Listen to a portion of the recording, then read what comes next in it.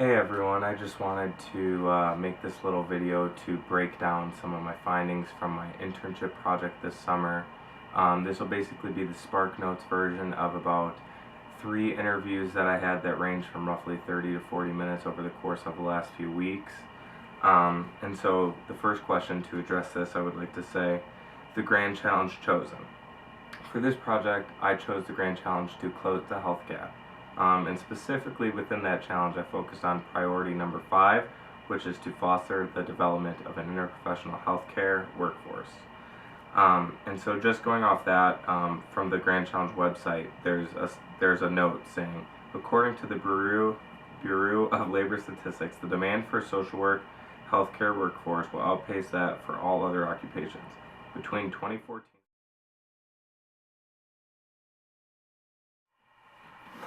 And before jumping into the second question I'd like to address in this short video, I just wanted to relay some of the major findings from the World Health Organization's Framework for Action on Interprofessional Education and Collaborative Practice.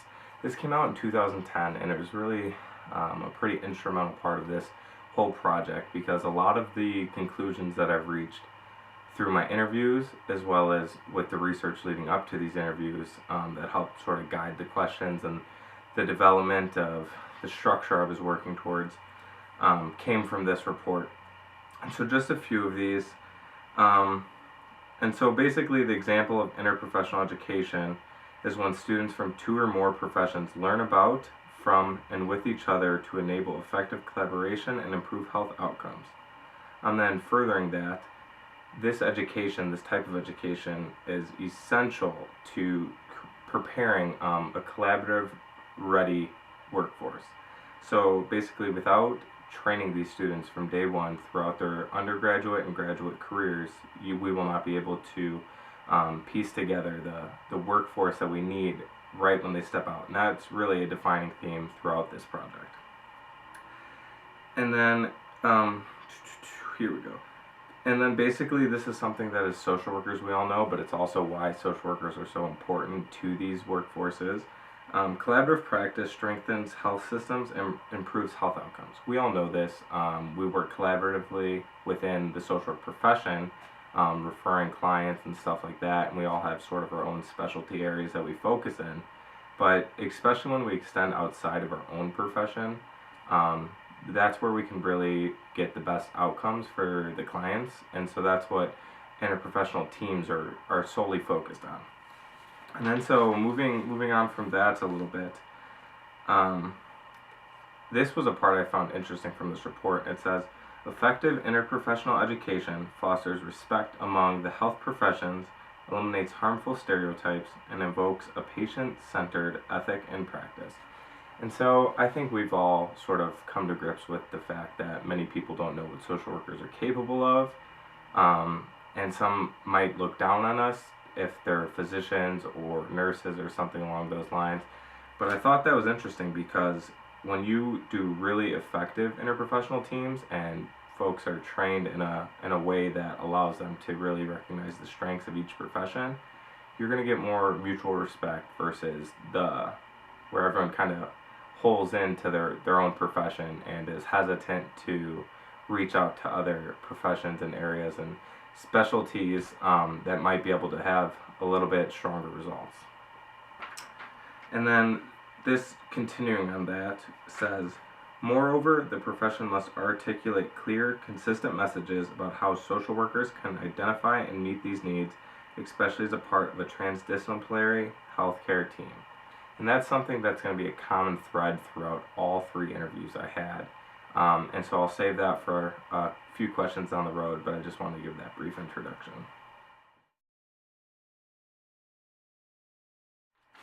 For the second challenge, why was this grand challenge selected? Well, as everyone pretty much knows by now, I'm interning with the National Association of Social Workers Illinois chapter. And with that, we're involved in a lot of workforces and task forces and just different collaborative efforts throughout the state. And especially being located in Chicago, and in the summer where it's a bit of a downtime for a lot of political action and things like that, I've been invited to attend a handful of meetings. In most of these meetings, I don't know if it was intentional by my supervisor, Joel Rubin, or if it was just sort of by chance, but a lot of them focus on healthcare. Specifically, I went to meetings for the Children's Mental Health Partnership, Mental Health Summit, and also some meetings that focused on bridging the gap between primary care and behavioral health care. So this project really fit in nicely with those goals, and so that's one of the reasons that Joel suggested this would be one of the routes I take for the Grand Challenge selected. Additionally, NASW Illinois has been working on a workforce development initiative, and that started with a summit that took place on April 20th earlier this year. And after that, we've really been wrestling with where do we go from here? How do we take what we've learned through that initial meeting? And that initial meeting featured a handful of employers around the Chicagoland area who hire emerging social workers, and then field directors and deans from schools of social work throughout the state. And so we really wanted to transform what we learned at that meeting and build upon it moving forward. And so that's really the thread between this.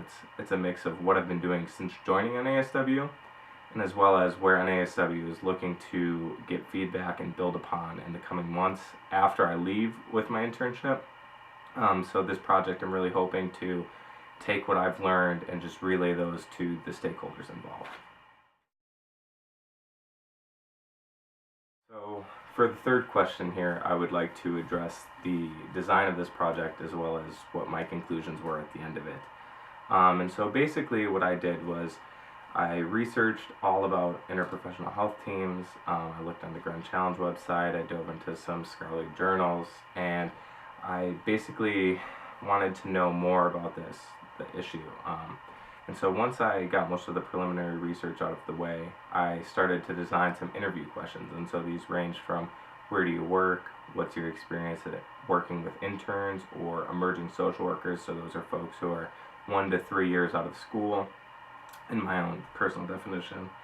And then I just asked them some things about like, what are the trends you're seeing with these emerging social workers? And I knew a few of them from reading about and listening to our video that we did at the Workforce Development Initiative. But I just wanted to ask a few more of those questions, and then also just, what are ways we can work towards an interprofessional healthcare workforce, and then where are we falling short, what are we exceeding in, and then as well just how they think emerging social workers can fit in this team, are they prepared, and so there were roughly about, I'd say 12 to 15 questions, and I can link to my question sheet as well as the findings and more substantive explanations of all the answers each participant gave. But just for this part of the video, I really want to keep it short, and I just wanted to focus on some of the dominant themes that I saw throughout all 3 interviews. And so first, I guess it's probably important to mention who I interviewed. So I interviewed 3 directors in the healthcare field, all coming from a little bit different. I interviewed the director of a large healthcare provider, the director who's a social worker who's over at a hospital overseeing some of their programs, and then the director of someone who works with older aging folks, specifically ways that they can live at home, and it's more of a corporate focus. But throughout these 3 interviews, each of them coming from a little bit different background, they really hit on a lot of the same things. There were a few that stuck out, but I limited it down to 5 dominant themes that I saw throughout all 3 interviews. And so the first one that was sort of upsetting to me as an emerging social worker was they all touched on professionalism, the importance of it, and also the lack of it that they're observing with younger folks. And some of this is a generational difference. We tend to do things a little bit differently than maybe some of our older colleagues would. But that was really upsetting when I heard things like emerging social workers don't dress, professionally. They don't communicate professionally, whether that's through email or that's in the office. And just their behavior in general, being on their phones, things like that. And that all connects to the larger social work profession. And I think it's doing a disservice to those who are really working to be the most professional and the best social workers they can be, and so that was a little disheartening. Secondly, I heard multiple times that schools need to really emphasize program development, financial literacy, And instead of focusing on more of the statistical side of research, really focusing on the practical skills, just doing stuff in Excel, things like that. So these students are really prepared when they enter. Because while if you're going on to get a PhD, some of the SPSS knowledge is super helpful, for a lot of people who aren't, it's really about knowing the finer details of Excel, how to build a program, and then how to evaluate your own program. Thirdly, exposure to non-traditional settings. This was touched on, especially when I tried to bridge the work from what are emerging social workers doing to how can we prepare them to join these interprofessional teams. And that was consistently, like, maybe if we can get some practicum experiences that are not the traditional route, they're a little bit different. Maybe they're in a non-clinical setting. Maybe they're in a place that the school hasn't branched out to before. Fourth, social workers communicating their value to other professionals and just in these interprofessional teams. I heard that over and over again, that social workers, while we advocate well for clients, we're not always willing to say, this is what our profession is good at, this is what myself is good at, and this is how I fit in this team, and this is why I deserve to be on these teams and involved in the decision-making process. In the professional settings, those are what a lot of folks have been saying, and so I think we really have to learn how to better advocate for ourselves. And then just overall the importance of these interprofessional teams, and especially having social workers on these teams, which was really good to hear considering that's the focus of this grand challenge.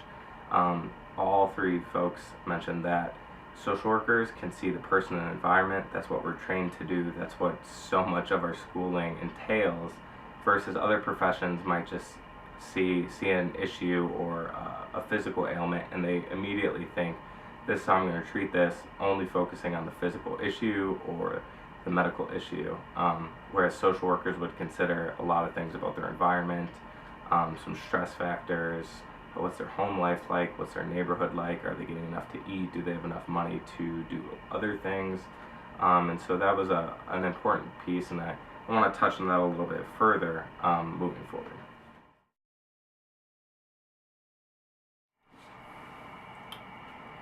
Moving on from some of the early findings, I just thought about what are some of the next steps that I think the profession and all the stakeholders involved could do moving forward to really hit the grand challenge of fostering that interprofessional healthcare workforce. And so one of the things I was thinking about is just more opportunities and more guidance for professional development.